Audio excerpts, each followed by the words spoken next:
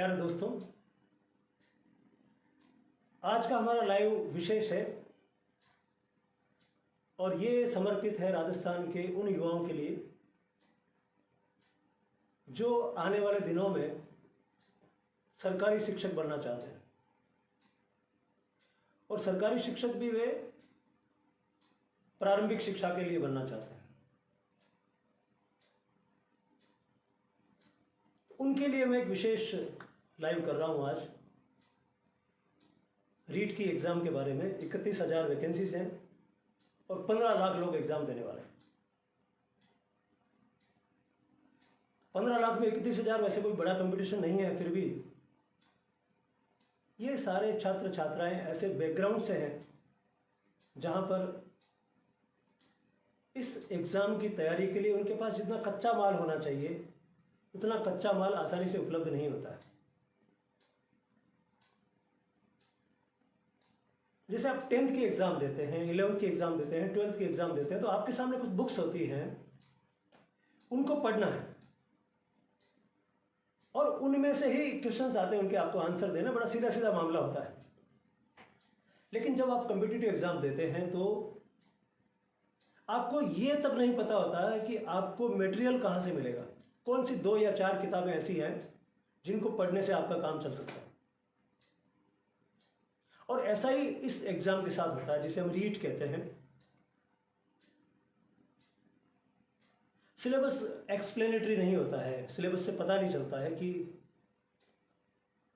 कितना पढ़ना है, कहां तक पढ़ना है। ठीक है, ऐसे में बहुत सारे कोचिंग इंस्टीट्यूट्स हैं जो आपकी मदद करते हैं आपको ये पता लगवाने में कि आपको कितना कितना कहां तक पढ़ना है। जो भी साथी आ गए हैं सबको नमस्कार। मैं डॉक्टर अशोक चौधरी, अभिनव राजस्थान पार्टी, एक राजस्थान में पार्टी है, उसका प्रदेश अध्यक्ष हूं। और आप ये सोच सकते हैं कि एक राजस्थान की पार्टी का अध्यक्ष ये सब काम क्यों कर रहा है, तो मैं मेरी बात को वहीं से शुरू करूंगा कि मेरा इसमें क्या इंटरेस्ट है। इस तरह की क्लासेस को फैसिलिटेट करने में मेरा क्या इंटरेस्ट है, वहां से मैं अपनी बात को शुरू करूंगा। दोस्तों, अभिनव राजस्थान में जो हमने अभिनव शिक्षा का चैप्टर रखा है, अभिनव शिक्षा की जो योजनाएं बनाई हैं, उसमें हमें लगता है कि प्रारंभिक शिक्षा सबसे महत्वपूर्ण है।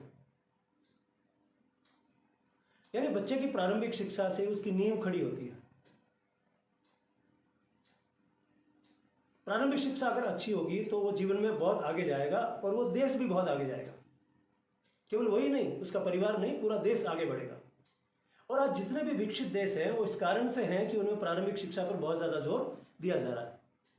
तो मेरे दिमाग में भी प्रारंभिक शिक्षा बहुत महत्वपूर्ण है। इस कारण से इस एग्जाम में जो स्टूडेंट्स बैठ रहे हैं उनसे इंटरेक्ट करने के लिए, उनके साथ बातें करने के लिए, उनको एग्जाम में पास होने में मदद करने के लिए मैं ये कार्यक्रम चलाऊंगा। ये मेरा इंटरेस्ट है। मुझे लगता है प्रारंभिक शिक्षा शिक्षा व्यवस्था की सबसे महत्वपूर्ण कड़ी है। और ये जो शिक्षक बनने जा रहे हैं राजस्थान में 31,000 जो प्रारंभिक शिक्षा देंगे राजस्थान के बच्चों को, आने वाली पीढ़ी को तैयार करेंगे, इन स्टूडेंट्स को अभी से मानसिक रूप से तैयार करना जरूरी है ताकि उनको गर्व हो कि हम राजस्थान में प्राथमिक शिक्षा में कार्यरत हैं।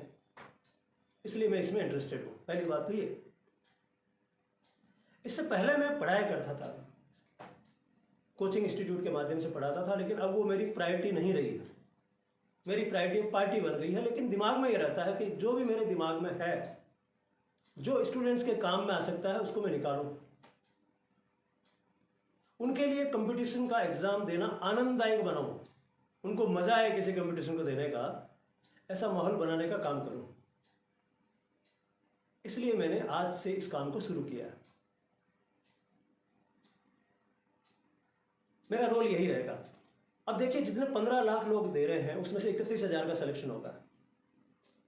ऐसा नहीं कि मैं जिनको पढ़ाऊंगा, जो मुझसे मार्गदर्शन लेंगे, उन्हीं का सिलेक्शन होगा। लेकिन मेरा उद्देश्य यह है कि गांव ढाणी में बैठे हुए बच्चों को भी सरल भाषा में पढ़ने को मटेरियल मिल जाए, उनको समान अवसर मिल जाए, उनको पढ़ने का समान अवसर मिल जाए। उनको ऐसा नहीं लगे कि अगर हम किसी बड़ी जगह पे होते किसी बड़े कोचिंग इंस्टीट्यूट में पढ़ रहे होते तो ज़्यादा ठीक होता। घर की स्थिति के कारण हम ये मैनेज नहीं कर पा रहे हैं, तो उनको ऐसा मटेरियल मिल जाए घर बैठे आराम से, और उनको लगने लगे कि हमारे अंदर जो टैलेंट है वो अब निखर सकता है, वो काम में आ सकता है। इस कारण से मैं इस तरह की लाइव क्लासेस लूँगा।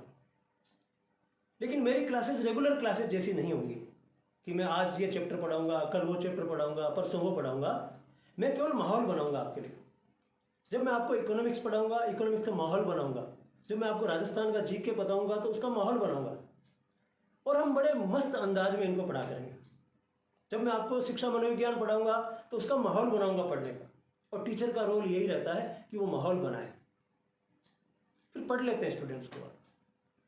हर चीज़ को बच्चों की तरह एक एक चीज़ को बोर्ड पे लिखवाना, फिर आपको नोट करवाना, फिर आपको याद करवाना, ये कंपटीशन में काम नहीं आता है। वो मैं आपको आगे बताऊंगा कि कंपटीशन में आपको क्या करना है।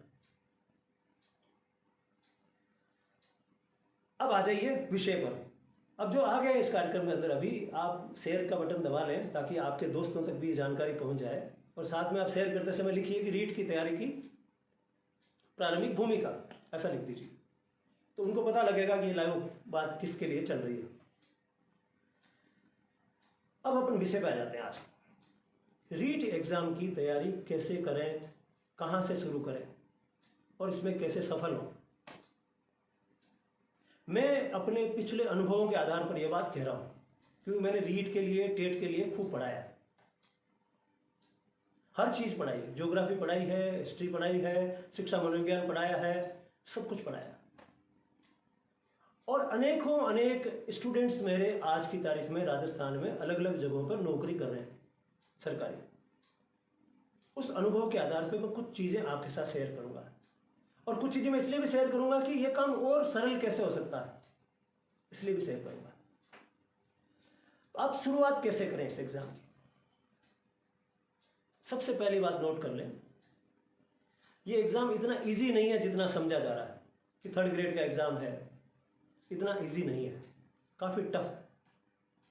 ऐसा नहीं कि कहीं से आपने ऐप खरीद लिया 1800 रुपए का, कि आपने कोई गाइड खरीद ली, कि आप किसी कोचिंग संस्थान में एडमिशन लेके चले गए और आपका सिलेक्शन हो जाएगा। ऐसा नहीं होता है। आप अपने आसपास भी नजर दौड़ाओगे तो आपको लगेगा कि बहुत ज्यादा लोगों का सिलेक्शन इस एग्जाम में नहीं होता है, काफी टफ है। तो इसको इतना इजी नहीं लें कि एग्जाम की डेट घोषित हो जाएगी, अब आप आराम से फॉर्म भरेंगे, फिर लोगों से सलाह लेंगे, लैंग्वेज 1 कौन सी लूं, लैंग्वेज 2 कौन सी लूं, इस सलाह में आप घूमते रहेंगे। इतना इजी इसको लेने की आवश्यकता भी नहीं है। ये बीए का एग्जाम नहीं है कि आप संजीव पासबुक लेके आ गए और उससे आपने 5 क्वेश्चन अटेम्प्ट किए और पास हो गए। ऐसा नहीं है, डिफिकल्ट तो है। तो इसके लिए शुरू कहां से किया जाए, वो मैं आपको आज बताऊंगा। देखिए, इसमें 2 तरह का एग्जाम है, एक लेवल 1 है, एक लेवल 2 है। लेवल 1 में जिन टीचर्स को लिया जा रहा है उनसे अपेक्षा ये की जाती है कि वो 5वीं कक्षा तक के बच्चों को पढ़ाएं। लेवल 2 में जिनको लिया जा रहा है उनसे अपेक्षा ये की जा रही है कि वो 8वीं तक के बच्चों को पढ़ाएं। लेवल 1 का सिलेबस इस प्रकार से है कि जानकारियां तो 5वीं क्लास तक की हो, जो पहली, दूसरी, तीसरी, चौथी, 5वीं की किताबों में लिखा रहता है, सामान्य चीजें वो हो, लेकिन उनका नॉलेज का स्टैंडर्ड 8 तक होना चाहिए। और जो लेवल 2 में टीचर बनना चाहते हैं उनसे अपेक्षा ये की जाती है कि वो 8वीं तक के बच्चों को पढ़ा लें, 6ठी, 7वीं, 8वीं के बच्चों को पढ़ा लें। उन किताबों में जो जानकारियां हैं वो जानकारियां उनको आनी चाहिए, लेकिन उनका नॉलेज 10वीं कक्षा तक का होना चाहिए। जैसे मैथ्स उनको पढ़ानी 6ठी, 7वीं, 8वीं की है, लेकिन उनकी मैथ्स थोड़ी मजबूत होनी चाहिए, 10वीं क्लास तक के बच्चों को भी पढ़ा सकते हैं। ये अपेक्षा की जाती है लेवल 1 और 2 में। आज मैं आपके साथ कुछ और विद्वानों को भी जोड़ूंगा, तो उनको भी मैं इनविटेशन एक्सटेंड कर देता हूं ताकि वो भी बीच में आएंगे और आपके साथ में बातें करेंगे।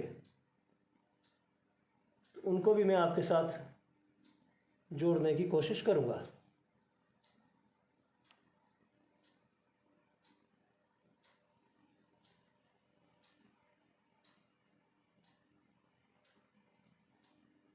ओके, तो अभी कुछ लोग आएंगे जो अलग अलग संस्थानों में पढ़ाते हैं, वो भी आपके साथ जुड़ेंगे। अब तैयारी कहाँ से शुरू करें? पहला मैंने आपको बताया 2 तरह के एग्जाम है। अब दोनों एग्जाम्स की तैयारी कैसे आप शुरू करें, ए कहाँ पर आएगा इस एग्जाम का और जेड कहाँ तक आएगा, ये मैं आपको बताता हूँ। कुछ दिनों में सिलेबस आउट होने वाला है रीट का। माध्यमिक शिक्षा बोर्ड रीट का सिलेबस आपके सामने रख देगा कि ये सिलेबस है और इस सिलेबस में से क्वेश्चंस आएंगे। कैसे कैसे आएंगे, सारा पैटर्न आपके सामने कुछ दिनों में आ जाएगा। आपको उस सिलेबस के अनुसार तैयारी करनी है। सिलेबस के अनुसार तैयारी करनी है। सिलेबस में क्या लिखा है, सिलेबस में जो जो पॉइंट लिखे उनके ऊपर आपको मास्टरी करनी है। दुनिया भर में सामग्री होगी इस विषय पर, लेकिन उतनी ज्यादा आपको नहीं पढ़नी है। उसका तो कोई एंड नहीं है। आपको अपने सिलेबस तक सीमित रहना है, तो अपने सिलेबस को अच्छे से समझना है, एक एक टॉपिक को, और उसके अकॉर्डिंग तैयारी करनी है। कभी यह भी हो सकता है सिलेबस से बाहर कोई 1-2 क्वेश्चन आ जाए तो आ जाए, उसकी चिंता नहीं करनी। लेकिन सिलेबस में जो पॉइंट लिखे हैं उनके ऊपर मास्टरी करनी है, यह ध्यान करिएगा, पहली बात। दूसरी बात, किताबें कौन सी पढ़ें, यह भी बड़ा झंझट है। हमारे यहाँ जो बीएड के कार्यक्रम चलते हैं, पाठ्यक्रम चलते हैं, उनमें भी अभी स्टैंडर्ड की कोई किताबें नहीं है जिनको पढ़ने के बाद में आप इस रीट एग्जाम के सारे सवालों का जवाब दे सकते हैं। बीएड के जो कार्यक्रम चलते हैं उनका सिलेबस बहुत थोड़ा सा होता है इस एग्जाम में, इसलिए किताबों का बड़ा झंझट रहता है।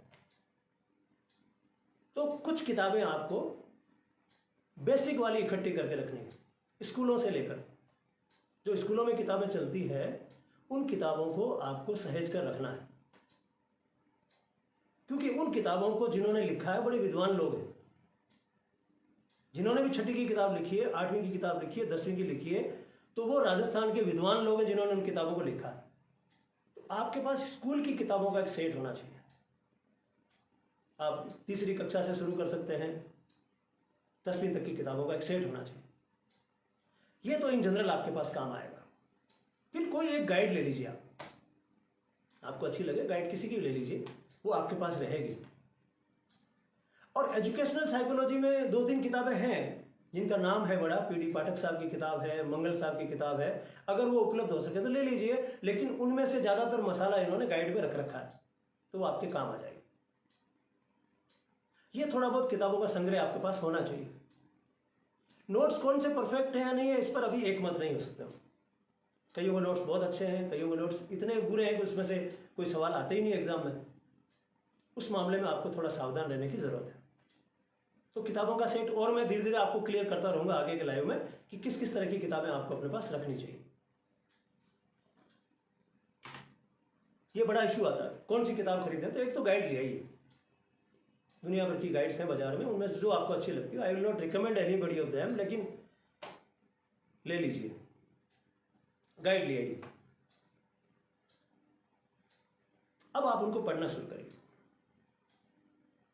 और जब आप पढ़ना शुरू करें तो मैं जैसे बता रहा हूं उस तरीके से शुरू करिए।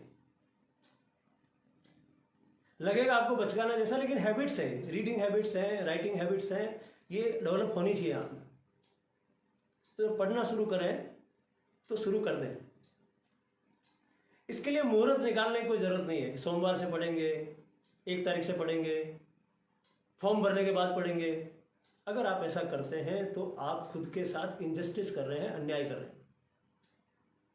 आपको पढ़ना शुरू करना तो कर देना चाहिए। किताब रखी और कल से पढ़ना शुरू कर दिया, परसों किताब आ गई, अगले दिन से पढ़ना शुरू कर दिया। पढ़ना शुरू कर दीजिए, टालिए मत इस कार्यक्रम को। ये मैं आप लोगों के बीच में जब रहता हूं तो उन चीजों को देख कर कह रहा हूं कि ऐसा ऐसा आप लोग करते हैं।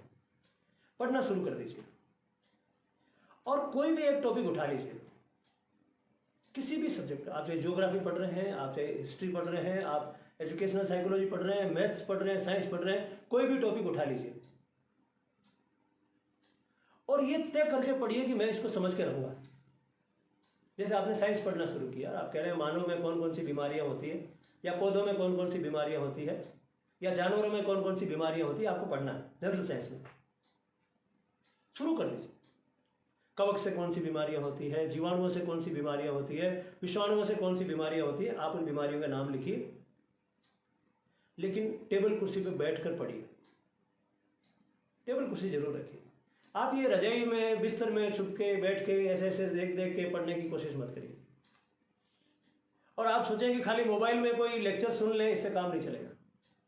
आपको लगा हम ऑनलाइन पढ़ रहे हैं, हमने ले रखा कार्यक्रम और इसको पढ़ रहे हैं, ये बिल्कुल घातक सिद्ध तरीका है।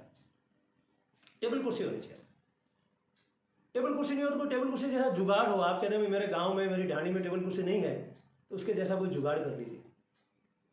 लेकिन टेबल कुर्सी के बिना पढ़ना नहीं पढ़ने के बराबर है, मैं ये मानता हूं। मैं आपको आगे एजुकेशनल साइकोलॉजी में बताऊंगा कि इस तरह से पढ़ना क्यों फायदेमंद होता है। टेबल कुर्सी आपने ले ली, खाली कागज ले लिए खूब सारे, और आप लिखना शुरू करिए। अपने पढ़ने के तरीके को बदलिए, मास्टरी करना सीखिए। रटने की बजाय किसी चीज पर मास्टरी करने की कोशिश करिए। यानी आपको समझना है। ये राजस्थान में तापमान, मैं आपको एक सब्जेक्ट बता दूं, राजस्थान में तापमान। अब आपको इस सब्जेक्ट को समझ लेना कि राजस्थान में तापमान ऊंचा कहां तक जाता है, नीचा कहां तक रहता है, इनके बीच का अंतर कितना रहता है, कौन से एरिया में तापमान ज्यादा रहता है, ज्यादा रहता तो क्यों रहता है, कम रहता तो क्यों रहता है, और इस ज्यादा कम तापमान का हमारी जलवायु पे क्या असर पड़ता है। तो आपका एक टॉपिक हो गया राजस्थान का तापमान। आपको इसको समझना है, और इतना ज्यादा समझना है कि आप किसी भी अन्य व्यक्ति को इस बारे में समझा सकते हैं। खाली आपका रटना जरूरी नहीं है, किसी और को समझाना भी जरूरी है। वहां तक की लेवल की समझ अगर आपकी विकसित हो जाती है तो आप प्रतियोगी परीक्षा के लिए तैयार हैं। ये जितनी भी प्रतियोगी परीक्षाएं आजकल होती हैं, ये आपकी समझ का टेस्ट लेती हैं, आपकी याददाश्त का टेस्ट नहीं लेती है, आपकी समझ का टेस्ट लेती है। अगर आपकी समझ अच्छी है तो आप किसी भी प्रश्न का उत्तर दे सकते हैं। और आजकल ऐसे ही प्रश्न आते हैं, प्रश्न ऐसे ही आते हैं आजकल कि इन 4 ऑप्शंस में से 2 राइट है, 3 राइट है, 5 राइट है। वो एबीसीडी वाला सिस्टम खत्म हो गया। इसमें से ए सही है, बी सही है, सी सही है, कोई एक सही है। अब ऐसा आता है ए और बी भी सही है, सी और डी भी सही है, कई बार 1 2 3 सही है, 4 5 सही है, 1 2 5 सही है, कोई सही नहीं है, ऐसा पूछते हैं। वो आपकी समझ का टेस्ट है। इसलिए धोखा खाते हैं अधिकतर स्टूडेंट्स कि हमने खूब सारा पढ़ा, खूब सारा याद किया, लेकिन एग्जाम में जाके धोखा खा गए। और खासकर जब नेगेटिव मार्किंग होती है तो बहुत बुरे हाल होते हैं। इतनी मेहनत करने के बाद भी सफलता नहीं मिली है, उसका कारण यही है कि आपका पढ़ने का तरीका ठीक नहीं है। तो टेबल कुर्सी हो गई। मैं एक एक स्टेप को जमा देता हूं आपके लिए, क्योंकि आप सोच रहे हैं ना तैयारी कब से करें, मुहूर्त किससे निकलवाएं, कौन सा मुहूर्त ठीक रहेगा, सोमवार ठीक है, बुधवार ठीक है। तो मैं आपका मुहूर्त निकाल के तैयारी कर रहा हूं। टेबल कुर्सी आपने ले ली, खूब सारे खाली कागज ले लिया। अब आपने एक एक चीज को पढ़ना शुरू किया। समय इंपॉर्टेंट नहीं है, आप 2 घंटा पढ़ते हैं, 18 घंटा पढ़ते हैं, महत्वपूर्ण नहीं है। आप कैसे पढ़ते हैं, कितना पढ़ते हैं, ये इंपॉर्टेंट है। तो आपने एक टॉपिक लिया, उस टॉपिक के बारे में लिखना शुरू किया और उसको समझना शुरू किया। मैं कोशिश करूंगा आने वाली क्लासेस में आपको बताऊंगा कि इसको समझना कैसे। एक बार वो सूत्र आपके दिमाग में घुसने लग गया तो हर चैप्टर को आप उसी सूत्र से देखने की कोशिश करेंगे। तो आप टेबल कुर्सी लीजिए, खाली कागज लीजिए। मुझे बहुत दुख होता है, मैं इतने सालों से स्टूडेंट्स के बीच में रह रहा हूं, 10 साल से पढ़ा रहा हूं, मुझे बहुत दुख होता है स्टूडेंट्स कागज को लेकर कंजूसी करते हैं कि एक बार लिख लिया तो दूसरी बार कागज खराब नहीं करना। और मैं हमेशा ये कहता हूं कि जब आपका एग्जाम हो तब तक आपको यहां से एक कट्टा या एक बोरी भर के खाली कागज जाना चाहिए। और ये 400-500 रुपए का खर्चा है। 400-500 रुपए के खाली कागज अगर आप खराब करते हैं तो खाली नहीं जाएंगे, काम आएंगे। अब लिखा करो, कुछ भी लिख लो आज जो मन में आ गया। हिंदी का कोई टॉपिक मन में आ गया, संधि विच्छेद लिखो, कागज को फाड़ के फेंक दो, कुछ अच्छे नोट्स रख लो और बाकी इसकी प्रैक्टिस करते रहो। तो लिखो, लिखना बहुत ज्यादा जरूरी है। लिखी हुई चीजें ज्यादा याद रहती हैं और ऐसे ऐसे पढ़ी हुई चीजें कम याद रहती हैं। नंबर 1, समझी हुई चीजें ज्यादा याद रहती हैं, रटी हुई चीजें कम याद रहती हैं। ये मनोविज्ञान के सिद्धांत कहते हैं। और जब आप लिखते हो तो एक कारण और होता है कि आप देखते हो, क्योंकि आप जब लिख रहे हो तो जैसे आप पढ़ रहे हो यहां से, तो आपका ध्यान कहीं भी जा सकता है, इधर उधर कहीं भी जा सकता है। जब आप लिख रहे हो तो ध्यान इधर उधर नहीं जाएगा, आपका ध्यान एक जगह रहेगा। आपकी आंखें रिकॉर्ड करती रहेगी उसको। देखी हुई चीजें ज्यादा याद होती हैं। तो लिखने के साथ साथ में ये भी हो गया देखी हुई चीज आपको ज्यादा याद रहेगी, तो कोशिश करें कि आप लिखें। एक अवधारणा जिसको मैं हर बार जहां जाता हूं वहां कहता हूं कि एक जानकारी और एक ज्ञान, दोनों में फर्क है। जानकारी ये जो मैं आपको दे रहा हूं, मैं आपको ज्ञान नहीं दे रहा हूं, ये इंफॉर्मेशन दे रहा हूं, आपको नॉलेज नहीं दे रहा हूं। ज्ञान आपको खुद का सृजित करना पड़ता है और उसमें आपकी बुद्धि या इंटेलिजेंस काम आती है। आपको इन जानकारियों को ज्ञान में बदलना है और एग्जाम में, कॉम्पिटिटिव एग्जाम में, प्रतियोगी परीक्षा में ज्ञान ही काम आता है, जानकारियां काम नहीं आती। क्योंकि वो क्वेश्चन को जैसे घुमाते हैं फिर आप सोचते हो ये क्या कर दिया इसने, क्योंकि आपने ज्ञान अर्जित नहीं किया, जानकारियां रटी हुई है। एबीसीडी वाली खूब सारी गाइडें लिया है, इसका ए होता है, इसका सी होता है, इसका डी होता है, आपने रटने की कोशिश की, उसने क्वेश्चन घुमा दिया और आप चूक गए। आ रहा आपको सब कुछ आ रहा है, लेकिन आपने ढंग से पढ़ने की कोशिश नहीं की और आप चूक जाते हैं। तो ज्ञान सृजित करने की कोशिश करिए। ज्ञान कैसे आएगा? समझने से। और समझने के लिए थोड़ा आपको टिकना पड़ेगा, टेबल कुर्सी में बैठना पड़ेगा, हाथ से लिखना पड़ेगा, अपनी भाषा में लिखना पड़ेगा। तो समझने की कोशिश करिए और नियमित रहिए पढ़ाई में। जितना भी पढ़ें, 2 घंटे पढ़ें, 5 घंटे पढ़ें, 6 घंटे पढ़ें, लेकिन पढ़िए रोज। ये मशीन जो है ना, ये रेगुलरिटी मांगती है। जैसे घोड़े होते हैं ना, घोड़े, उनको आप रोज दौड़ाओगे तो ही वो घोड़ों की तरह दौड़ेंगे। ऐसे आपके दिमाग के घोड़ों को भी आपको रोज दौड़ाना होता है। जितनी ज्यादा इनकी रोज एक्सरसाइज करोगे उतना ही एग्जाम आपके लिए सरल हो जाएगा। आपको आनंद आने लगेगा पढ़ने में, अरे मजा आ गया आज तो। और जिस दिन नहीं पढ़ोगे उस दिन बेचैनी होगी कि आज कुछ अजीब लग रहा है, आज मैंने पढ़ा नहीं। ऐसी स्थिति आने के बाद में ये जितनी भी परीक्षाएं हैं ये आपके लिए खेल हो जाती है। दोस्तों, मैं जो बातें बता रहा हूं आपको, ये मैं केवल रीड के लिए नहीं बता रहा हूं। ये तो एग्जाम सामने आ गया 25 अप्रैल का, इसलिए इसकी तैयारी अपने को करनी है। मैं ये एग्जाम इसलिए बता रहा हूं कि आपका पढ़ने का तरीका बदल जाए, आपको पढ़ने में आनंद आने लगे और आप इसके बाद में 2nd ग्रेड के सपने देखें, फिर आप 1st ग्रेड के सपने देखें, फिर आप आरएस के सपने देखें, फिर आप आईएएस के सपने देखें। क्योंकि एक बार जब आपको पढ़ना आ जाता है तो उसके बाद में कोई भी एग्जाम आपके लिए छोटा हो जाता है। पढ़ने का तरीका सही होना चाहिए। तो कोशिश करिए कि आप ठीक से पढ़ें। फिर कितना पढ़ें, इस बात पे बहुत विवाद रहता है। अलग अलग इंस्टीट्यूट्स में जो भी टीचर्स आते हैं वो अपनी तरफ से अच्छा पढ़ाने की कोशिश करते हैं, ये मैं मानता हूं। लेकिन स्टूडेंट के साथ समस्या ये है कि जो टीचर बता रहा है उतना पढ़ना जरूरी है या उससे कम पढ़ने से काम चल जाएगा। टीचर कोशिश करेगा आपको पूरा विस्तार से बताने की। वो अकबर के बारे में आपको इतना बताएगा जितना अकबर के माँ बाप को भी नहीं पता था, जितना उसके साथ रहने वालों को नहीं पता था, उतनी जानकारियां आपके ऊपर थोपने की कोशिश करेगा, क्योंकि वो आपको हिस्ट्री पढ़ा रहा है। लेकिन आप पुराने पेपर देखेंगे, आपको पता लगेगा कि ऐसा नहीं आता, इतना नहीं आता एग्जाम। ये 3rd ग्रेड का एग्जाम, ये अपना कांस्टेबल का एग्जाम, ग्राम सेवक का, पटवारी का, इनमें इतनी ज्यादा जानकारियां कभी नहीं पूछी जाती। लेकिन टीचर अपनी तरफ से कोशिश करेगा कि मैं ज्यादा से ज्यादा जानकारियां दूं। स्टूडेंट और टीचर के बीच में वो लाइन नहीं खींची हुई है कि यहां तक बहुत है, इससे ज्यादा नहीं चाहिए। मैं अधिकतर क्लासेस में देखता हूं। अब स्टूडेंट्स क्या करते हैं, टीचर को अल्टीमेट मानते हैं, जो बता रहा है फाइनल है, और फिर टीचर डरा के कहता है देखो इस तरह का सवाल एक बार उस एग्जाम में पूछा गया था। पूछ लिया होगा कभी, कोई एक्सेप्शन, अपवाद हो गया होगा।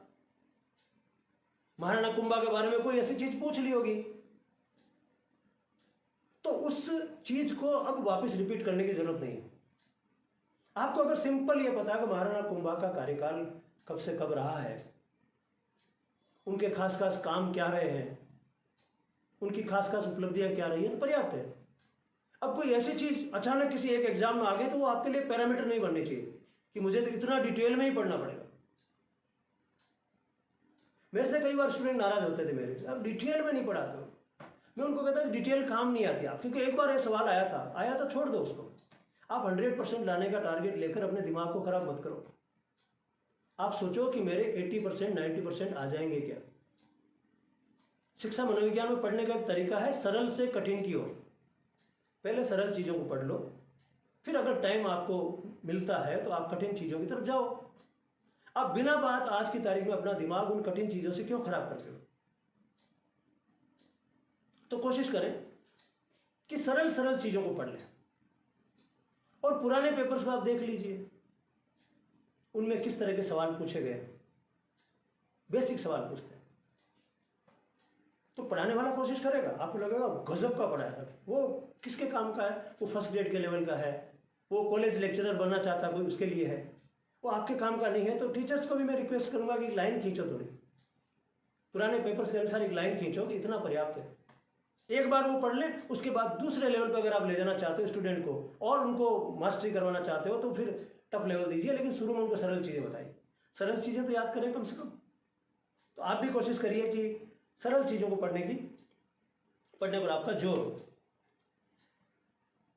एक एग्जाम के दिनों में देखता हूं कि खूब सारे व्हाट्सएप ग्रुप बन जाते हैं और वो दुनिया भर की जानकारियां टक टक टक टक लिख देते हैं और आपके मोबाइल में वो जानकारी आती रहती है। कोई लिमिट नहीं है। उस शहर को कौन सी नगरी कहते हैं, इस शहर को कौन सी नगरी कहते हैं, फालतू की जितनी जानकारी आज तक उपलब्ध है मार्केट में, वो सारी की सारी उसमें डाल देते हैं। और आप अच्छी भली तैयारी कर रहे हो, फिर अचानक से लगा कि यार ये तो मुझे पता ही नहीं, ये तो मुझे मालूम ही नहीं। ये जो मार्केट का इतना कचरा है, इससे बचो। कोई एक आध व्हाट्सएप ग्रुप रखो ढंग के लोगों का, बाकी इन जानकारियों से बचो। इतना ज्यादा पीडीएफ बना दिया लोगों ने दुनिया भर का, झूठा सच्चा, उससे बचो। क्योंकि एग्जाम में आप जैसे अच्छी भली तैयारी करो, मूड आपका अच्छा भला हो रहा है, इतने में किसी दोस्त ने भेज दिया व्हाट्सएप पे, ये पढ़ा कहीं, ये नहीं पढ़ा, अरे यही नहीं पढ़ा तुमने। उस कचरे से बचना आपको। और ऐसे ही कुछ लोग हैं जिनको मैं डेढ़ होशियार कहता हूं। वो किसी न किसी कारण से किसी परीक्षा में सफल नहीं हुए होंगे, उनके अपने कारण रहे होंगे, या थोड़ी सी कम तैयारी में अब सेलेक्ट हो गए होंगे। अब वो क्या करते हैं, आपको डिस्टर्ब करते हैं। वो अपनी चीज को, अपनी तैयारी की स्टाइल को आपके ऊपर थोपने की कोशिश करते हैं। उनसे बचो। अपने आप पे विश्वास करो कि मैं जो कर रही हूं वो सबसे बेस्ट है। देखिए, सबके पढ़ने के अलग अलग तरीके होते हैं, आपका अलग है, मेरा अलग है। किसी का सिलेक्शन हो गया इसका मतलब ये नहीं होगा कि वो मतलब अब भारी विद्वान हो गया, उससे ज्यादा किसी और को हिस्ट्री आती नहीं, ऐसा नहीं है। उसने भी हिस्ट्री में 50-60 सवाल किए होंगे, 50 तो उसको भी नहीं आए होंगे। तो सफलता ठीक है, बधाई हो उनको, शुभकामनाएं उनको, उनका जीवन अच्छा चले, लेकिन उसका मतलब ये नहीं हो गया कि वो जो कह रहे हैं सारी बातें सही है। आपको अपना खुद का पैरामीटर सेट करना होगा कि मुझे क्या करना है, मैं आपके साथ क्या करूंगा। इस पूरे कार्यक्रम में मैं क्या करूंगा, मैं बहुत सारी चीजें आपके लिए सरल करूंगा, लेकिन मैं जैसे आपसे बार बार कह रहा हूं, मैं रेगुलर नहीं पढ़ा पाऊंगा। रेगुलर क्लासेस जैसे लेते हैं वो सब ले रहे हैं, सारे विद्वान लोग ले रहे हैं और बहुत प्यारा प्यारा पढ़ा रहे हैं वो लोग, वो पढ़ाते रहेंगे। मैं कोशिश करूंगा कि अलग अलग सब्जेक्ट्स में छोटे छोटे टॉपिक्स वो आपको समझाने की कोशिश करूंगा।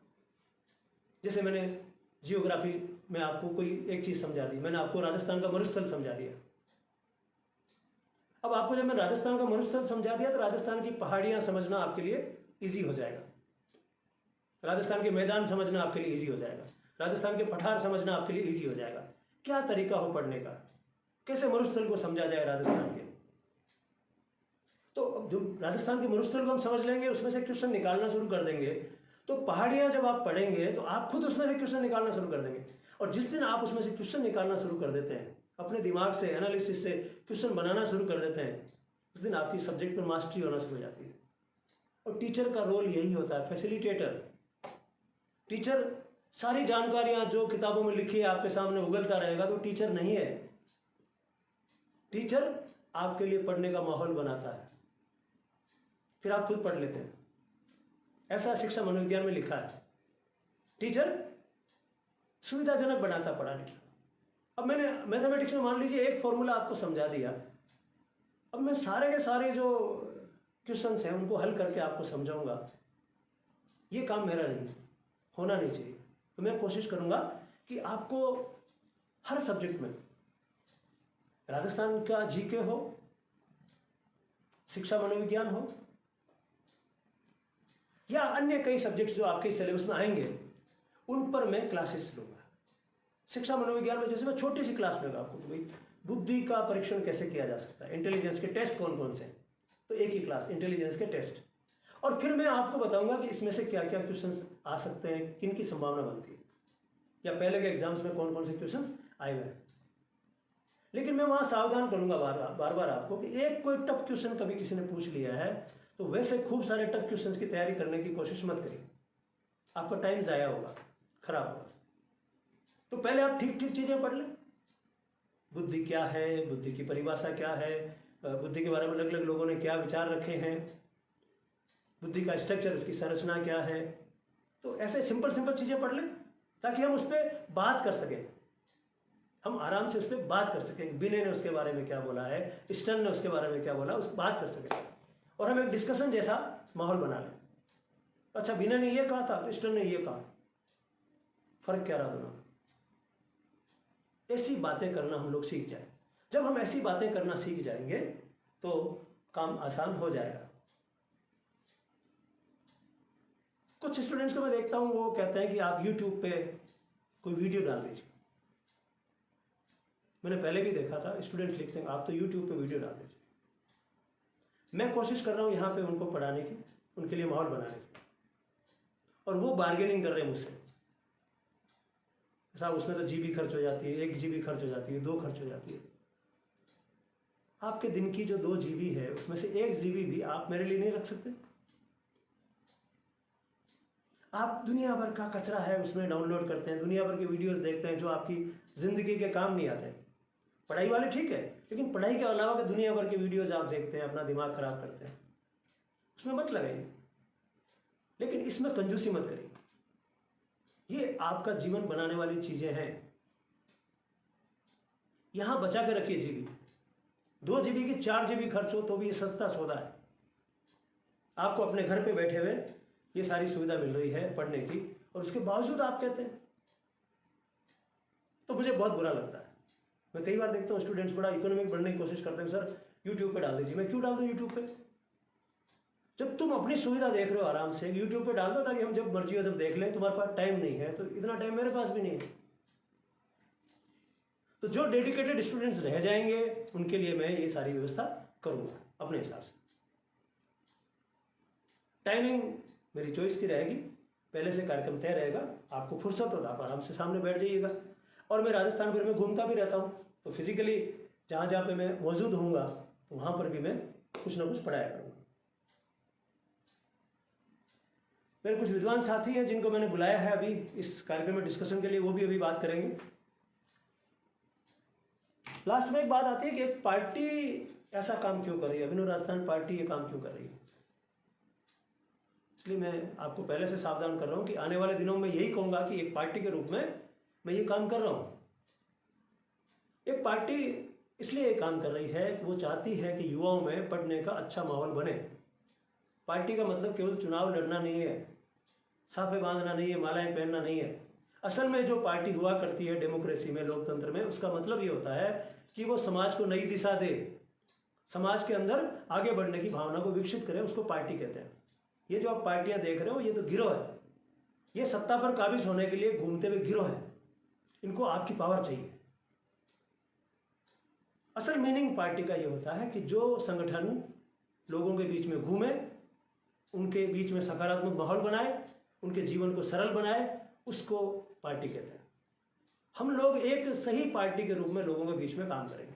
हम और भी काम करते हैं, और भी हम अवेयरनेस के काम करते हैं, तो ये काम भी हमने सोचा कि ये जरूरी है। और हमारे जो युवा हैं उनको पढ़ना सिखाना, उनके लिए पढ़ना आनंद का विषय बनाना, ये भी हमारा लक्ष्य होना चाहिए। इस पे भी हम इसलिए हम काम कर रहे हैं। तो अजीब सा लगेगा लोगों को, यार ये क्लास जो ले रहे हैं वो पार्टी भी रन करते हैं, तो ठीक है। कुछ लोगों को मैंने जोड़ने के लिए बुला रखा है, तो उनमें से कौन कौन आ गए मैं देखता हूँ।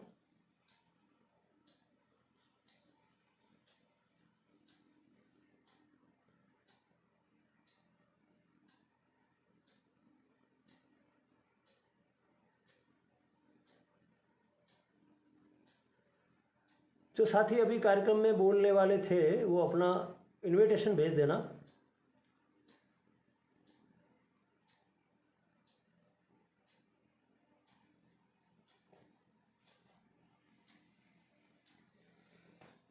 सबसे पारिक जी को लेके आ रहा हूँ आपके सामने। सुमन पारिक मेरी नज़र में राजस्थान में अंग्रेजी विषय पढ़ाने वाले लोगों में सर्वश्रेष्ठ इंग्लिश।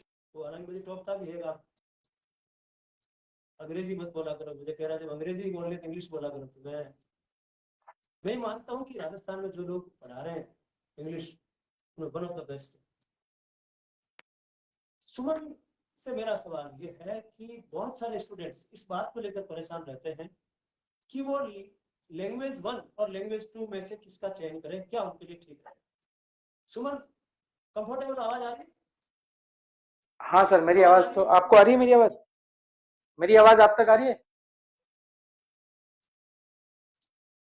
मैं भी इसको ऐड कर लेता हूँ इसमें। हाँ सुमन, आवाज आ रही है? आवाज आ रही है तो ऐसे हाँ आ थम्स रही अप है कर सर, देना। मुझ, मुझे मुझे तो आ रही है सर। आपको आ रही है? सुमन, बहुत सारे स्टूडेंट्स हैं जो इस बात को लेकर कंफ्यूज रहते हैं कि पहली भाषा कौन सी ली जाए और दूसरी भाषा कौन सी ली जाए। आप इस पर क्या कहते हैं?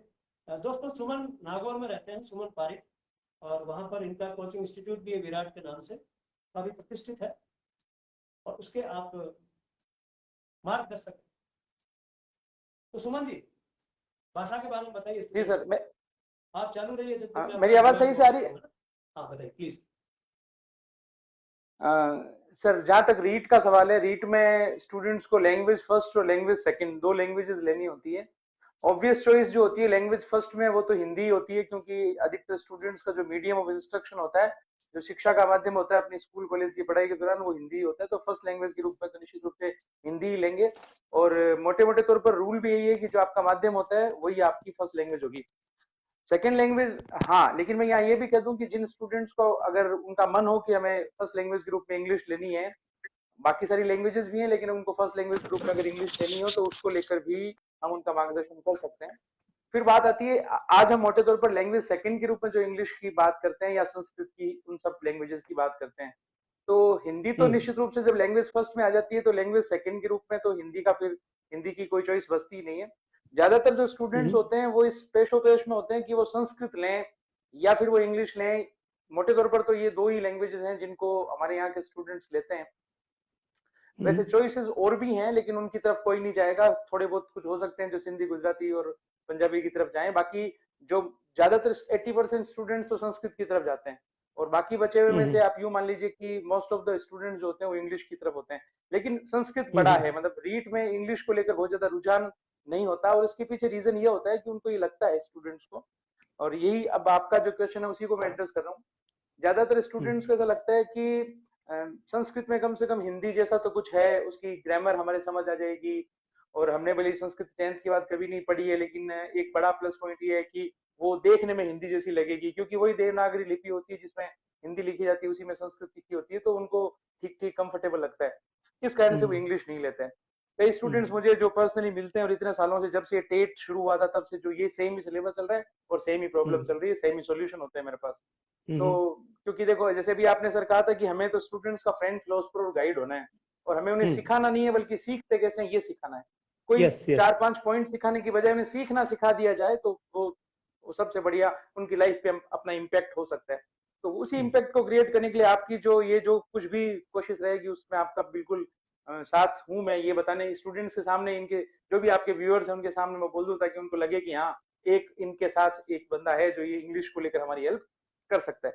कर तो सकता है। सर होता क्या है सर, संस्कृत में स्टूडेंट्स जब जाते हैं तब तो उन्हें लगता है कि ये हमारी सी है, लेकिन जब वो हम्म। अंदर जाते हैं ना उसके, तब उन्हें लगता है कि काफी कुछ अलग है। जैसा दिख रहा था गुडी गुडी बाहर से, वैसा अंदर होता नहीं, उन्हें काफी दिक्कत आती है।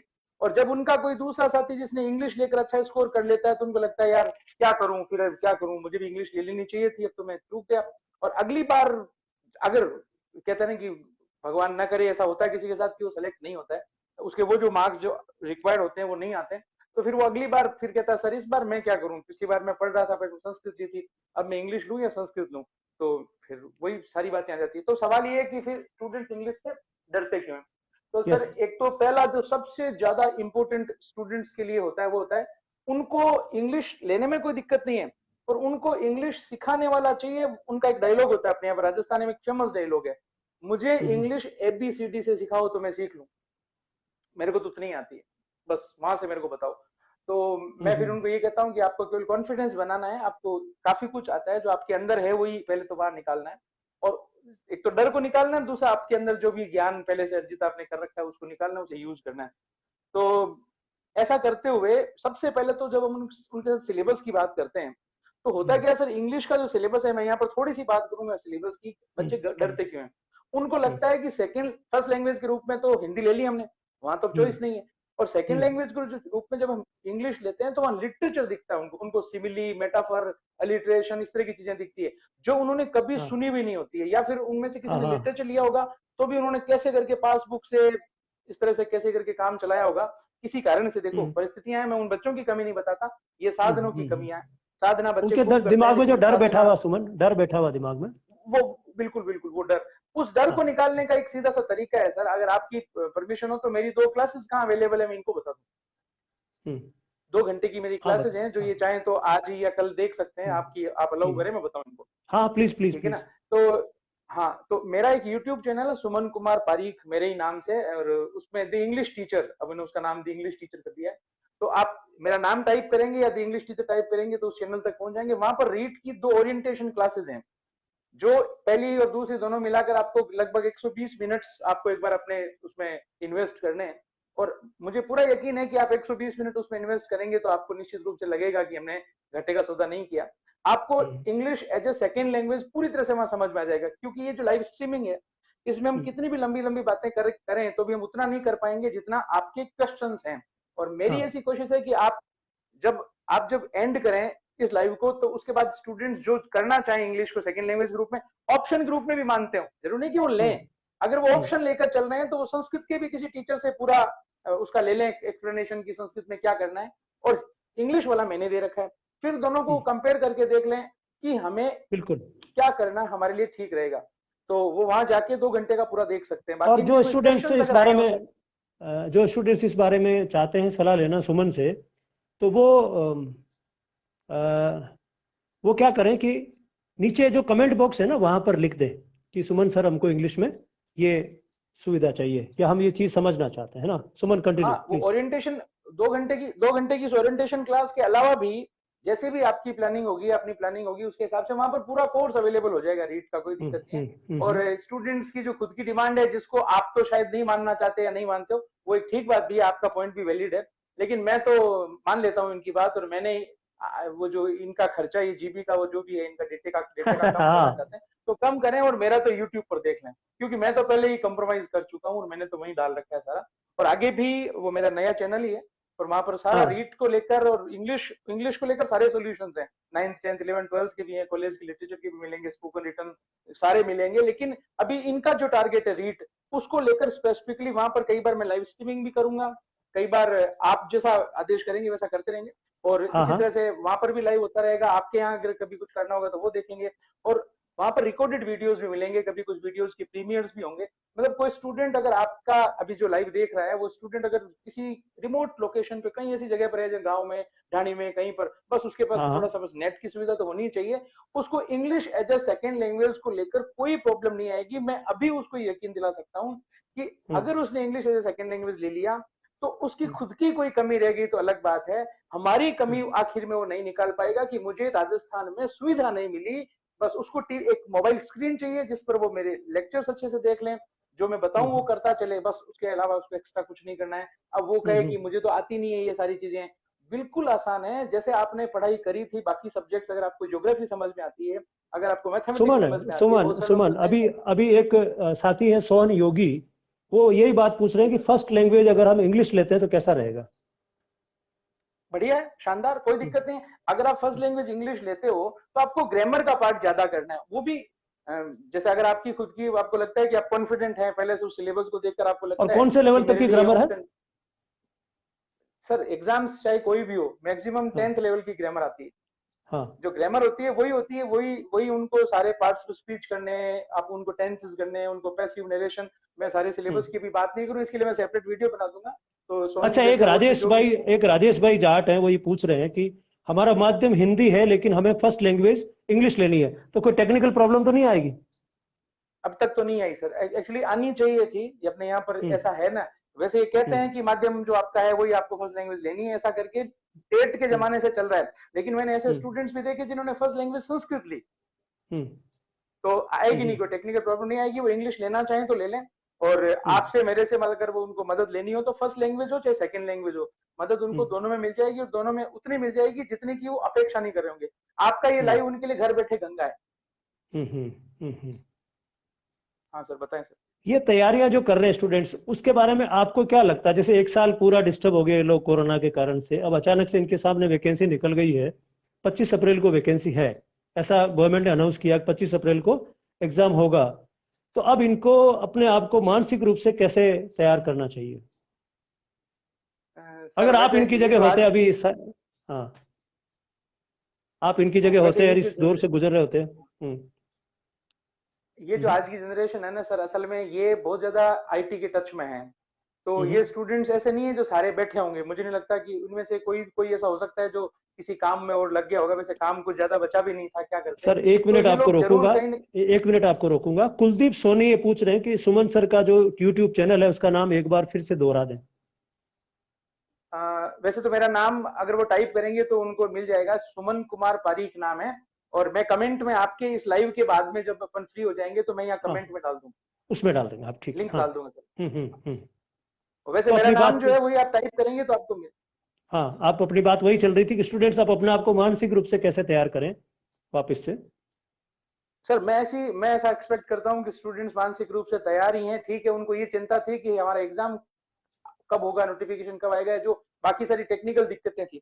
बाकी स्टूडेंट्स पढ़ रहे हैं, बैठे नहीं है। मैं बहुत सारे स्टूडेंट्स के टच में हूँ, वो लगातार अपने घरों पर पढ़ रहे थे, वो लाइव पढ़ रहे थे या रिकॉर्डेड वीडियोस। जो भी आजकल देखो आईटी का फील्ड है सर, अपन दो लोग अभी जैसे इनसे बात कर रहे हैं, ऐसे बहुत सारे लोग हैं जो प्रोफेशनली इन कामों को बरसों से कर रहे हैं। ठीक है, वो पर्टिकुलरली रीड के लिए नहीं कर रहे हैं, मैं नहीं कहता कि रीड के लिए कुछ लाइव इतना सब कुछ हो रहा था या ऑनलाइन हो रहा था, लेकिन बच्चे टच में हैं, जीके के टच में हैं, या फिर जैसे साइंस के टच में है या मैथमेटिक्स के टच में है, बाकी कॉम्पिटिशन्स की प्रिपरेशन भी चल रही थी। हाँ, लेकिन एक बार के लिए अपन मान लेते हैं से कि ये बच्चे कुछ नहीं कर रहे थे, इतने दिनों तक बैठे ही थे। तो इसका तो एक सीधा सा तरीका है सर कि जैसे ही एक दो दिन उनको दिक्कत आएगी, लेकिन अपने आप को मजबूत बनाकर उन किताबों के बीच रहें।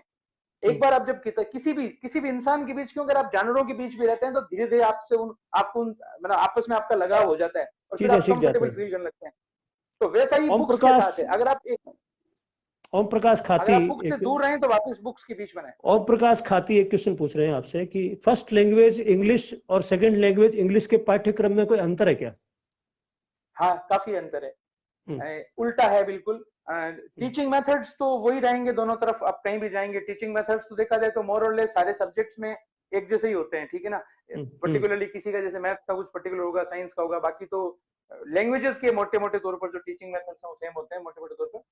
बाकी अगर अपन बात करें, मैं आपको चलो बता ही देता हूँ जब इन्होंने प्रश्न किया ही है तो आप यूं मान लीजिए कि फर्स्ट लैंग्वेज के रूप में ग्रामर ज्यादा आती है, जो स्टार्टिंग की जो यूनिट्स है ना उसमें ग्रामर है 2-3 यूनिट्स में, और जो सेकंड लैंग्वेज के रूप में है उसमें ग्रामर थोड़ी सी है, केवल एक दो टॉपिक्स ही हैं, बाकी उसमें लिटरेचर है जैसे, और जैसे इनको सिमिली, मेटाफर, लिटरेशन, ये इस तरह की कुछ चीजें होती है, जो फिगर्स ऑफ स्पीच होते हैं, कुछ लिटरेरी टर्म्स होते हैं, लिटरेचर होता है, इनको ड्रामा, इनको फिक्शन, इनको शॉर्ट स्टोरी, इनको जैसे ट्रेजेडी, कॉमेडी, ये सब चीजें सीखनी होती है ना, एलिजी, सोनेट, ओड, ये मैं कुछ एक से नाम ले रहा हूँ जो इन लोगों में जिसने पहले कभी पढ़े होंगे तो उन्हें, पर हो सकता है कि इनकी उन चीजों को लेकर जो इनकी जो यादें हैं वो अच्छी ना हो, सबकी नहीं, कुछ लोगों की हो सकता है, उनको लगा होगा कि ये चीजें बहुत मुश्किल से समझ में आई या फिर नहीं भी आई। क्या होता है सर अपने यहाँ पर इंग्लिश को, मैं अभी आपने शायद जिक्र किया था मेरी उस बात का, मैंने छोटे मुंह बड़ी बात एक बार आपसे कर दी थी तो आप उसको भूल भी नहीं पा रहे हो।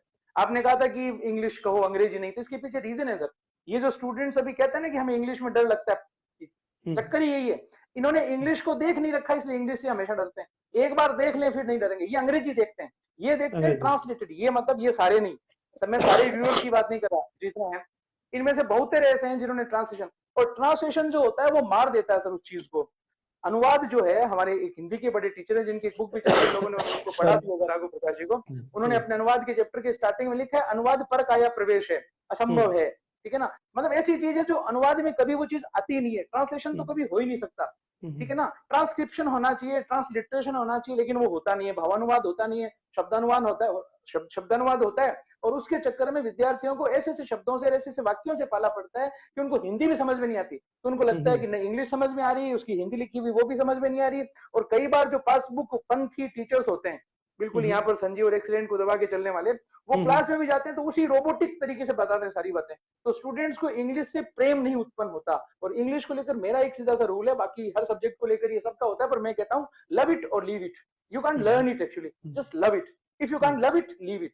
इसको लर्न कर ही नहीं सकते, इसको लव करो। और अगर वो हो जाता है, वंस आप स्टार्ट हो जाते हैं किसी न किसी तरीके से, आप प्रेम में पड़ गए इंग्लिश के में, ठीक है ना, उसके बाद आपको कोई नहीं रोकने वाला, बहुत आसान है।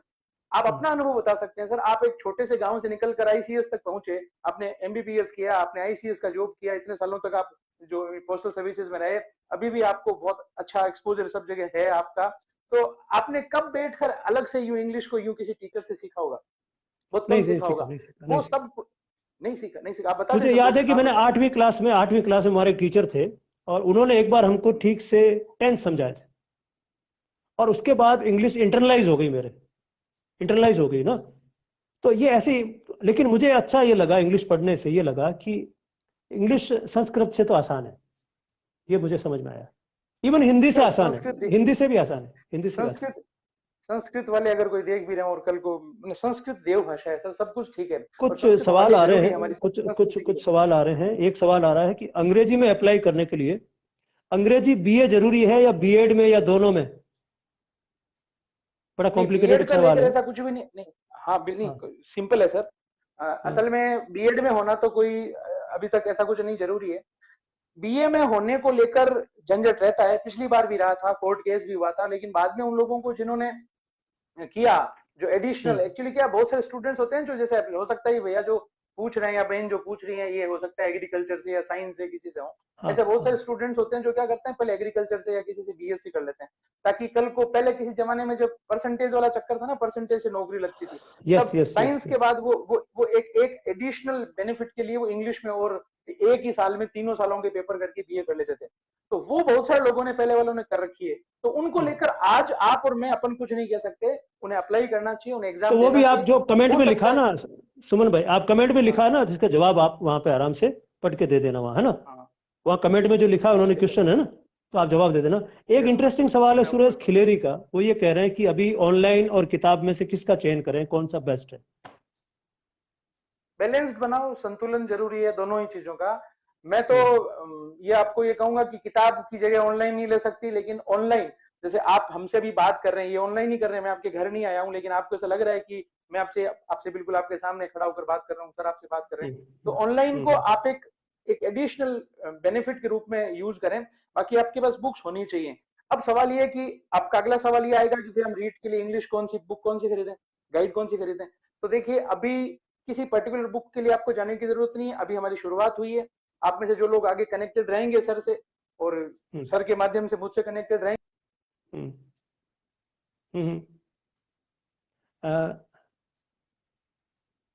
आशा शर्मा जी का एक सवाल है, वो पूछ रही थी कि सेकंड लेवल का जो सेकंड लैंग्वेज अगर लेते हैं, अब कनेक्टेड हो ना? हाँ, आशा जी ये पूछ रही है कि जो सेकंड लैंग्वेज के रूप में अगर सेकंड लैंग्वेज इंग्लिश लेते हैं तो उसमें लिटरेचर आता है क्या? लिटरेचर आता है, लेकिन आशा जी को बिल्कुल आप, हाँ बिल्कुल बिल्कुल, मैं समझ गया सर, वो डर आ रहा है बस थोड़ा सा कि उसमें लिटरेचर आता है क्या। तो अगर आपको लिटरेचर को लेकर आप खुश हो रहे हैं तो बहुत बढ़िया, अगर आप खुश नहीं हो रहे तो खुश हो जाइए, क्योंकि लिटरेचर की आप ये देख लीजिए कि आप किसी दिन आप चाहें तो आप अपनी किसी भी लाइव क्लास में इनका जो कहते हैं कि सब लिटरेचर के कारण से हमें दिक्कत हो रही है, उनकी केवल एक 15 मिनट के लिए मैं उनकी क्लास लेकर उनको बता सकता हूँ, अलग से इसी पे अपने साथ बात करेंगे इस पर, बात पे। बिल्कुल बिल्कुल बिल्कुल, कोई दिक्कत नहीं है सर, लिटरेचर आता है, लिटरेचर आता है। और इसके अलावा एक इंग्लिश में एक चीज और है सर, जिनसे स्टूडेंट्स बहुत घबराते हैं, और वो आती है फोनेटिक्स।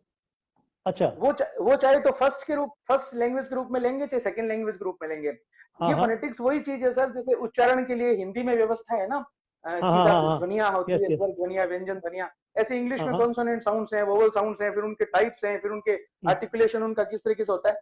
ये मेरा वो जो 2 घंटे का 2 क्लासेस जो है, ये इनकी जो मैंने ओरिएंटेशन क्लासेस ली है, उसकी सेकंड क्लास में इस पार्ट तक मैं पहुंच गया हूं। एक्चुअली मैंने उन 2 घंटे की टोटल 2 क्लासेस हैं, कुल मिलाकर 120 मिनट्स की ऑलमोस्ट है, उसमें क्या होगा, जब ये स्टार्ट करेंगे तब से लेकर दूसरी क्लास को एंड, पहली क्लास को स्टार्ट करने से लेकर दूसरी क्लास को एंड करेंगे तब तक पूरी अब इनकी जो टोटल यूनिट्स हैं, जो 6 यूनिट्स इनकी हैं, उनको सबको मैंने एक एक पॉइंट को एक्सप्लेन किया है। ये स्टार्ट करेंगे इन्फरेंस क्या है, सब्जेक्ट वर्ब एग्रीमेंट से, वहां से लेकर ये एंड में पहुंचेंगे तब टीचिंग मेथड्स तक सारी चीजें, उनका एक पूरा एक रोड मैप, एक ब्लूप्रिंट जैसा कि आप कहते हैं, वो सारा उसमें बनाया हुआ है। उसमें ये भी आ जाएगा कि लिटरेचर है, ये जो आपसे पूछ रहे हैं या जो भी नहीं भी पूछ रहे हैं उनके मन में भी ये शंका या सवाल हो सकता है कि लिटरेचर आएगा तो हम कैसा करेंगे। तो उन 2 घंटे में आपको थोड़ी थोड़ी हर चीज मैंने पढ़ाई है। आपको सिमिली यस बताइए यस। कि सिमिली देखो ऐसी होती है, मेटाफर देखो ऐसा होता है, तो आप आराम से देखें।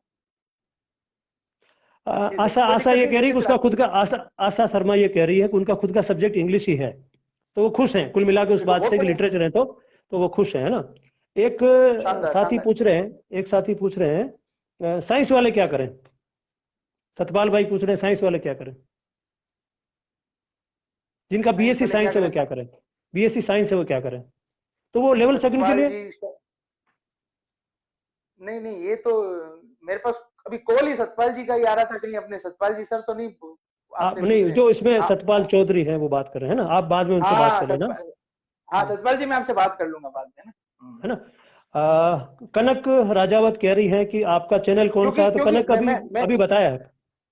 मैं बाद में बात करने का इसलिए बोल रहा हूँ क्योंकि साइंस वाले भी जो हैं, मैं तो इंग्लिश की बात कर रहा हूँ, सेकंड लैंग्वेज फर्स्ट लैंग्वेज, तो उसमें तो सबकी है। हम्म चलो मैं यहाँ क्लियर कर दूं, चाहे साइंस हम्म के हों, चाहे एसएसटी के हों सेकंड लैंग्वेज वाले, और चाहे सेकंड लेवल वाले, और चाहे तो फर्स्ट हम्म लैंग्वेज लेवल वाले हों, जो अपने हम्म जो लेवल 1 वाले होते हैं, हम्म उन हम्म हम्म सबको ही, उनका सबका सिलेबस एक जैसा होता है सतपाल जी। चाहे हम्म तो लेवल फर्स्ट वाले हैं, चाहे तो लेवल सेकंड वाले हैं, चाहे तो साइंस वाले हैं, चाहे तो एसएसटी वाले हैं, सबका सिलेबस हम्म। एक जैसा पढ़ना होता अर्जुन पूनिया पूछ रहे हैं कि कॉमर्स वाले क्या करें, तो अर्जुन भाई दुकान खोल लो। है। नहीं है सर, कॉमर्स वालों को नहीं आशा रखनी चाहिए, कॉमर्स वालों को कॉमर्स वालों दुकान को खोलनी चाहिए, कॉमर्स का मतलब दुकान कैसे चलाएं, बिजनेस कैसे करें वो। अर्जुन भाई यार, आत्मनिर्भर भारत, कॉमर्स, आत्मनिर्भर भारत बनाना है, आत्मनिर्भर, आत्मनिर्भर होना है। स्टार्टअप। एक नहीं एक सज्जन ने पूछा है, अर्जुन एक जी को सज्जन ने पूछा आशा है कि रखनी चाहिए सर। हाँ। एक सज्जन ने पूछा है कि जो मेथड्स हैं, टीचिंग मेथड्स, हम्म, हम्म, इंग्लिश के या हिंदी की एक ही बात होगी दोनों की, तो उनके लिए हाँ क्या किया बिल्कुल, जाए, मोटे क्या किया जाए उनके उनके लिए क्या किया जाए। सर, अभी हाथों हाथ में तो मैं इतना कि क्या एक किया छोटा जाए, एक दोनों ही चीजें। एक हाँ हाँ हाँ। हाँ हाँ, देखो सर, पहली बात तो ये है कि इस पूरे सिलेबस का सबसे पहला पॉइंट आज इन लोगों को सोने से पहले ये करना चाहिए कि सिलेबस हम्म को याद कर लें। हम्म जब इस सिलेबस को याद कर लेंगे ना कि मेरे को सिलेबस पूरा याद हो गया, मुझे पता है क्या क्या है, अब ये नहीं हम्म सोचें कि देखते ही मेरे समझ में भी आ गया कम्युनिकेटिव अप्रोच, अब टेंशन कर हम्म लिया कम्युनिकेटिव अप्रोच क्या है, या हम्म फिर वहां पर हम्म कोई मेथड्स दिए हुए उनको देखकर डिफिकल्टीज डिसऑर्डर्स वो चैलेंजेस, तो क्या चैलेंजेस क्या है मुझे आज ही पता होना चाहिए, ऐसा नहीं हो सकता। आपको हम्म टाइम लगता है किसी भी चीज को समझने में। तो आज का काम तो ये कर लें कि रात को सोने से पहले, अगर आपको इंग्लिश लैंग्वेज सेकंड के रूप में या फर्स्ट के रूप में लेनी है, तो आप उसका हम्म सिलेबस दिमाग में बिठा लें कि ये सिलेबस है। सिलेबस के हम्म बाद जब आप वो देखेंगे कि सब टीचिंग मेथड्स हैं, तो वहां पर देखो टेस्ट, इवेल्युएशन, एग्जाम, सर आपने भी ये चीजें पढ़ाई है, जब आप इनको साइको पढ़ाते हैं तब ये सारी चीजें वहां पर आती है कि हाँ सारी परीक्षण साथ में कैसे आती है। करते हैं, हाँ सारी हाँ। वहीं पर आती है। तो वही सारी चीजें हैं, और मैं तो यही कहूंगा कि आगे क्लासेस देखें, आपके वहां कोई टीचर लोकल लेवल पे आपको ये कहीं पर भी अगर पढ़ाने वाले अवेलेबल हो तो आप उनसे पढ़ें। आपने पहले पढ़ा भी होगा, आपने बीए किया, बीएड किया है, तो भी आपने सब चीजें करी होगी, वरना हम उपलब्ध होंगे, कोई दिक्कत नहीं है। टीचिंग मेथड्स में देखो सर, इसमें इंग्लिश में जो टीचिंग मेथड्स हैं वो बहुत ही साफ सुथरे और साइंटिफिक, हम्म हर किसी में होते हैं, लेकिन इंग्लिश में भी हम्म वैसे ही है। होता क्या है हम्म सर, आपने जैसे थोड़ी देर पहले बोला था, इंफॉर्मेशन है नॉलेज नहीं है। और नॉलेज सबसे नहीं। बड़ी बात है कि क्रिटिकल माइंड डेवलप होना जरूरी है। जब हम्म तक आप एनालिटिकल नहीं हो पाएंगे, जब तक आप केवल और केवल चीजों को बस स्पून फीडिंग आपकी करवाई गई थी, आपकी वही हैबिट पड़ी हुई कि हमें कोई स्पून फीड करवा दे, बस स्पून फीडिंग की प्रॉब्लम है।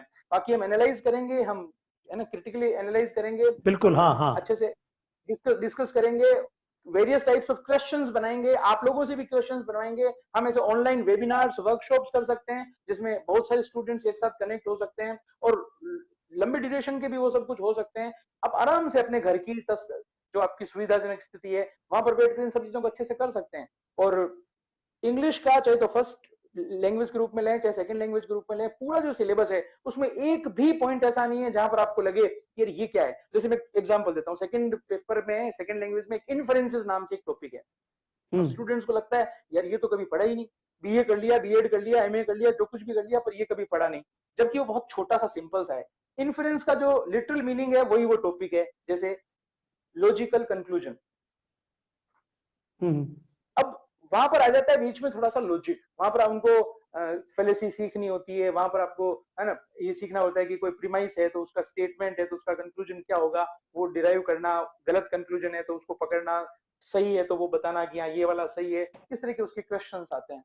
और फिर वैसे तो इनका प्रश्न तो टीचिंग मेथड को लेकर था, तो इंग्लिश के कई सारे टीचिंग मेथड्स हैं, बहुत सारी, देखो उन्हें समझना होगा कि इंग्लिश टीचिंग की अप्रोचेस कौन कौन सी है। हमारे साथी इंग्लिश हमारे एज साथी हमारे साथी प्रकाश जी चोयल हैं, वो खुद पढ़ाते हैं मेरे साथ कोचिंग में, साइंस बहुत प्यारी पढ़ाते हैं। तो वो उनका एक सवाल है कि फर्स्ट और सेकंड लैंग्वेज में टीचिंग मेथड्स में भी कोई फर्क आता है क्या? जैसे किसी ने फर्स्ट देखो लैंग्वेज ये ले रखी है, हाँ, इंग्लिश इंग्लिश को मान लो मैंने फर्स्ट में ले रखी है, किसी ने सेकंड में ले रखी है, इनके टीचिंग मेथड्स भी अलग होते हैं क्या? वो तो नहीं होते, वो तो एक ही जैसे होते हैं। हाँ नहीं नहीं नहीं, वो बिल्कुल भी अलग नहीं होते, वो सेम हम्म होते हैं। हाँ हम्म, सिलेबस में छापते समय देखो सर, सिलेबस कई बार टीचर्स की बजाय क्लर्क्स के बनाए हुए हैं, मैं आपको बता दूं, हाँ आपने भी हाँ देखा हाँ होगा। हाँ। कॉपी कॉपी इधर से कॉपी पेस्ट करे हुए हैं, और 2011-12 में जो छाप दिए थे वो भी रीट में भी चल रहे हैं। तो हो सकता है हम्म वहां पर कोई पॉइंट ऊपर नीचे कर दिया गया, तो बाकी मोर और लेस आपको सारा वही कुछ पढ़ना है। टीचिंग हम्म मेथड्स में आपको सेम चीजें पढ़नी है। तो अगर आप मेरी कोई भी क्लास अटेंड करते हैं या फिर मेरे वीडियोस देखते हैं, तो मैं आपको ऐसे बताऊंगा कि ये क्लास पर्टिकुलरली सेकंड लैंग्वेज वालों को देखनी है, ये फर्स्ट हम्म लैंग्वेज हम्म वालों को देखनी है, उसी प्लेलिस्ट में आपको मिलेगा, और टीचिंग मेथड्स तो सेम होंगे। अगर सिलेबस में अलग अलग दिए हुए हैं तो भी हम सेम पढ़ेंगे, सब एक जैसा। हम्म हमारे प्रशांत जी जैन हैं, वो काफी समय से लिख रहे हैं, लगातार लिख रहे हैं, उनको लग रहा है हम उनकी बात को देख नहीं रहे। प्रशांत भाई, मैं आपके कमेंट को लगातार देख रहा हूँ, उनकी उनकी इच्छा ये है कि राजस्थानी भाषा को भी सम्मान दिया जाए रीट में, और इसको भी लेवल 1 में, लेवल 2 में, लैंग्वेज 1 या लैंग्वेज 2 के रूप में शामिल किया जाए, ऐसी उनकी इच्छा है। लेकिन प्रशांत भाई, अभी हम क्या कर सकते हैं? ये विषय सरकार के नैतिक निर्णय का है, और राजस्थान की सरकार जब कभी भी नैतिक निर्णय लेगी तो होगा, और वो अ, अभिनव राजस्थान में संभव होगा, उससे पहले नहीं होगा। प्रशांत जी जैन, इससे, शायद इस नाम से मुझे लगता है ये इधर कहीं बीकानेर साइड से हैं, और हाँ एक है, बार लेकिन किसी एक व्हाट्सएप राजस्थानी भाषा को लेके इनका पैशन है यार, है, पूरा जुनून है, बिल्कुल बिल्कुल, जुनून है। मैं आज इनको पहली बार, ये शायद मुझे देख पा रहे हैं, मुझे नहीं देख पा रहा होगा, मेरी थोड़ी सी इनसे चर्चा हुई थी, और हाँ, राजस्थानी को लेकर इनके अंदर एक जुनून है, और हम सब जुनून चाहते है, हैं हाँ सर, आप करोगे, हाँ, सब हम सब बिल्कुल। करेंगे, कोशिश है, और बिल्कुल भगवान चाहेंगे तो होगा। तो सुमन भाई, आपसे बात और जारी रखेंगे अपन, ये इंटरेक्शन बहुत मस्त वाला रहेगा हमारा, जब हम यहाँ पर बैठा करेंगे और स्टूडेंट की शंकाओं को दूर करेंगे, उनके उनके पढ़ने के लिए माहौल बनाएंगे। तो ये सारी चीजें हम लोग मिलकर यहाँ पर करा करेंगे। स्टूडेंट्स को रोज शाम को थोड़ी देर के लिए उनके साथ बातें हो जाएं तो भी अच्छा है। हाँ। सर एक लास्ट, हम्म जो मेरा जो यूट्यूब चैनल है सुमन कुमार पारीक, या द इंग्लिश टीचर नाम से जा सकते हैं, तो वहां पर रीट की 2 क्लासेस अभी तक पहले मैंने डाली थी, उसके बाद कुछ ज्यादा कुछ मैंने उसमें किया नहीं था, अब मैं उसमें रेगुलर डालूंगा। और ये जो लोग फर्स्ट लैंग्वेज के रूप में लेना चाह रहे हैं ना, वो चले हम्म जाएं इंग्लिश ग्रामर वाली प्लेलिस्ट में, और वहां पर उनको हम्म इंग्लिश ग्रामर की प्लेलिस्ट में ग्रामर की 2 क्लासेस है मेरी, वो मिल जाएंगी, हम्म ताकि उनको ये भी, वहां दिख भी जाऊंगा मैं कि क्लास, भाई वहां पर स्क्रीन रिकॉर्डिंग नहीं है बल्कि फेस कैम से वो पूरा वीडियो है, वो देख लें। हम्म और उसके बाद में हम्म वो जो ग्रामर वाला पोर्शन है ना, वो सारा ही फर्स्ट लैंग्वेज के रूप में काम आने वाला है।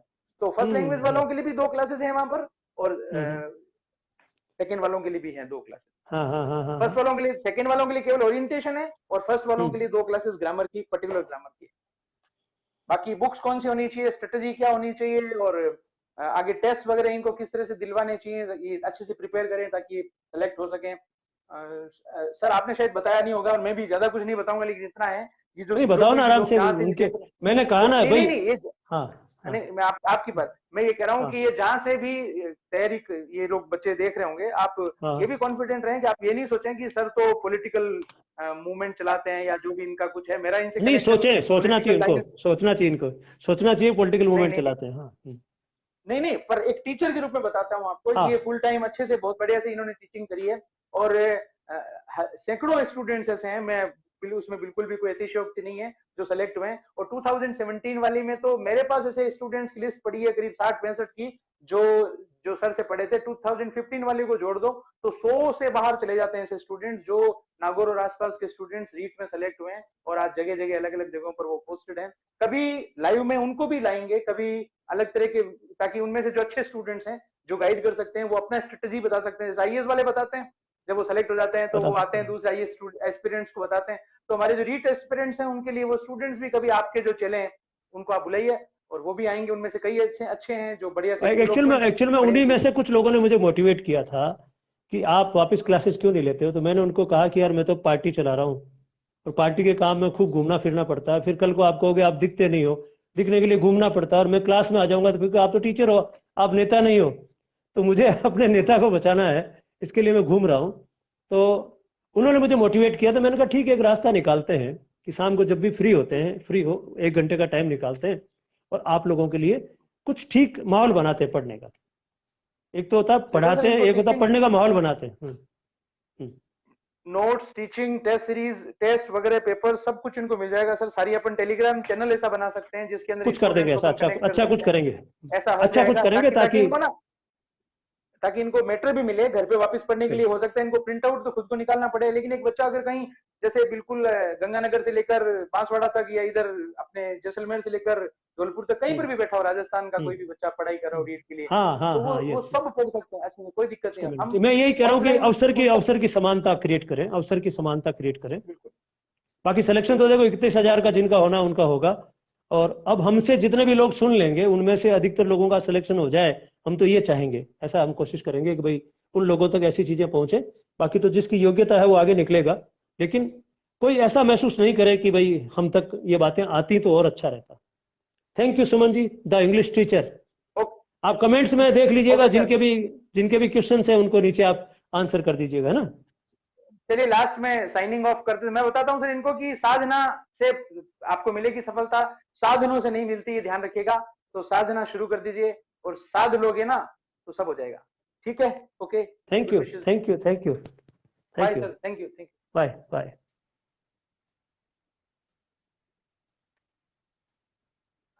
आप कर रहे हैं सर? हाँ मैं चालू रख रहा हूँ, मैं चालू रख रहा हूँ, आप डिस्कनेक्ट कर दीजिए। कुछ क्या मेरे साथी हैं जो वहाँ से बैठे हैं बाहर देश के किसी कोने में।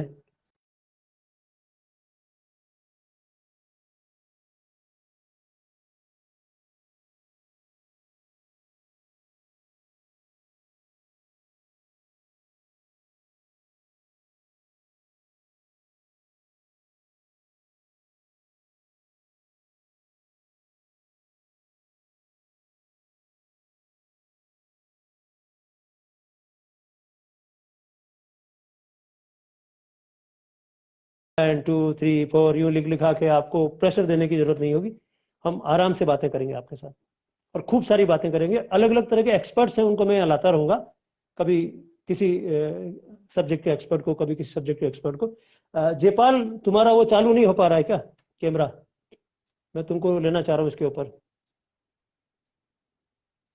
और सुमन जी से जो संपर्क करना चाहते हैं, नीचे आप कमेंट बॉक्स में लिख दीजिए, वो सारा ट्रैक कर लेंगे आपके क्वेश्चंस वगैरह, और आप उनसे डायरेक्ट कनेक्ट हो जाइए। इंग्लिश के मामले में तो आपको मैं गारंटी देता हूँ कि राजस्थान में इतना बढ़िया टीचर आपको नहीं मिलेगा जो आपकी प्रॉब्लम्स को इस तरह सॉल्व करेगा। आप उनको फॉलो करिए। और सुमन की खास बात यह कि ये मेरी तरह किसी गांव की पृष्ठभूमि से आया हुआ व्यक्ति है। सुमन जो है उसकी इंग्लिश का मैं इसलिए प्रशंसक हूं कि गांव की पृष्ठभूमि से आया व्यक्ति है। ये समझता है कि गांव और कस्बे में पढ़े हुए स्टूडेंट को, छात्र को, छात्रा को ये वाली इंग्लिश कैसे सिखानी है। तो वो थोड़ा फर्क रहता है। एक मान लीजिए मैं बचपन से इंग्लिश मीडियम में पढ़ा हूँ, खूब इंग्लिश मीडियम पढ़ा हूँ, तो मुझे आपसे कनेक्ट होने में दिक्कत होती है। एक मैं खुद संघर्ष करते करते आया हूँ, CAT, केट केट बिल्ली, ये करते करते आया हूँ ना, तो मैं आपकी बात को पकड़ सकता हूँ और आपको मैं आराम से इस तरफ ले जा सकता हूँ, समझ की तरफ ले जा सकता हूँ। तो ये अच्छी बात है। जयपाल, एक बार फिर मैं कोशिश करता हूँ, आजा बच्चे, आजा। जयपाल रेबारी जो है उनके पास भी आपके पास आपके लिए बताने को बहुत सारी चीजें हैं, और ये अभी केरला में है, केरला, वहां से बोल रहे हैं। आज इनकी इच्छा थी कि मैं भी युवाओं से कुछ बात करूंगा। एक बात आप ध्यान रखिएगा, आप अगर जीबी खाली रखेंगे हमारे लिए, तो हम भी हमारा दिमाग आपके लिए, समय आपके लिए खाली रखेंगे। जिन स्टूडेंट्स को लगता है कि भाई हमारे पास में कोई इजी सी चीज आ जाए जिसमें हमें कुछ नहीं करना पड़े, तो वो सफलता की तरफ जाने वाले स्टूडेंट्स नहीं होंगे, ये ध्यान रखें। तो thank you so much friends. आज की हमारी बात अब यही समाप्त करते हैं। जयपाल से कनेक्ट नहीं हो पा रहे। आप सभी को खूब सारी शुभकामनाएं कि आपके सपने पूरे हों, और मेरा भी सपना पूरा हो कि राजस्थान में ऐसे ऐसे प्रारंभिक शिक्षा वाले अध्यापक मिले जो ये संकल्प लेकर स्कूल में पैर रखें कि हमको एक शानदार वाला राजस्थान बनाना है, और ऐसे नागरिक खड़े करने हैं समाज के अंदर जो पूरी तरह से परिपक्व हों, समझदार हों और विकास की सोच से भरे हुए हों। नमस्कार, शुभ रात्रि।